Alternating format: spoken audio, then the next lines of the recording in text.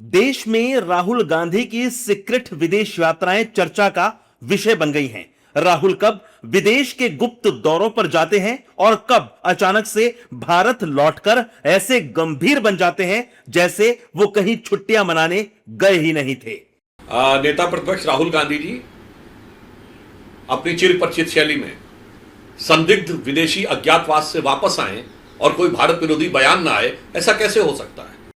दरअसल कहा यह जा रहा है कि नेता विपक्ष राहुल गांधी करीब 20 दिन तक देश से बाहर रहे। इस दौरान ना किसी बड़े मुद्दे पर बोले, ना ही सोशल मीडिया पर कोई फोटो पोस्ट की। बीजेपी ने तो इन 20 दिनों के दौरान राहुल गांधी को लापता गांधी तक कह दिया। लापता गांधीज कहां हैं? लापता गांधीज कहां हैं? सवाल यही उठ रहा है कि क्या राहुल गांधी की राजनीति नॉन सीरियस है? और जिस तरह बीजेपी लगातार कहती आई है कि राहुल एक नॉन सीरियस नेता हैं, तो क्या वाकई राहुल के सीक्रेट विदेश दौरे और वहां से लौटकर अपने को गंभीर दिखाना देश में एक बार फिर राहुल गांधी की राजनीति को लेकर नई बहस छेड़ रहा है? राहुल गांधी जी लापता है।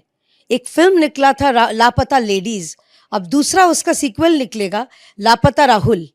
20 दिन के गुप्त विदेश दौरे से लौटे राहुल गांधी ने फिर वही सियासी पैतरे फेंकना शुरू कर दिया।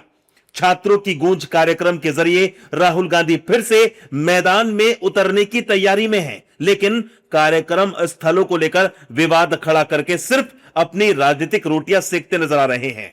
अब आपको बता दें कि राहुल गांधी अपने सीक्रेट विदेश दौरों पर थे, लेकिन कांग्रेस का दम फूल रहा था। पंजाब, हरियाणा और बिहार कांग्रेस में अंदरूनी कलह पार्टी को खाए जा रही है। आपको ग्राफिक्स के जरिए कांग्रेस में फूट के पॉइंट दिखाते हैं जिन्हें राहुल गांधी नजरअंदाज कर सीक्रेट विदेश दौरे पर निकल गए थे। पंजाब कांग्रेस में कलह चरम पर है। चन्नी गुट की नाराजगी बढ़ती जा रही है। पंजाब कलह का अब तक हल नहीं निकला। हरियाणा कांग्रेस में भी घमासान बढ़ा। हुड्डा और सुरजेवाला मंच पर भिड़े। बिहार कांग्रेस में भी अंदरूनी खींचतान बढ़ी है। कांग्रेस की राज्य इकाइयों में इतना बवाल और असंतुष्टि है कि कब कौन पार्टी छोड़ दे, कौन किस पर क्या आरोप मढ़ दे, लेकिन राहुल गांधी 20 दिन तक ये सब भूल गए, देश के बड़े मुद्दे भूल गए और जैसे ही भारत की जमीन पर कदम रखा, उनके अंदर का नेता जाग गया और फिर एक बार छात्रों की गूंज प्रोग्राम के जरिए राजनीतिक रोटियां सेकने की कोशिश शुरू कर दी। लेकिन सवाल यह उठता है कि क्या छात्रों के मुद्दे सुलझाना राहुल के लिए पहले जरूरी है या फिर पार्टी के अंदर पैदा हुए आक्रोश को शांत करना?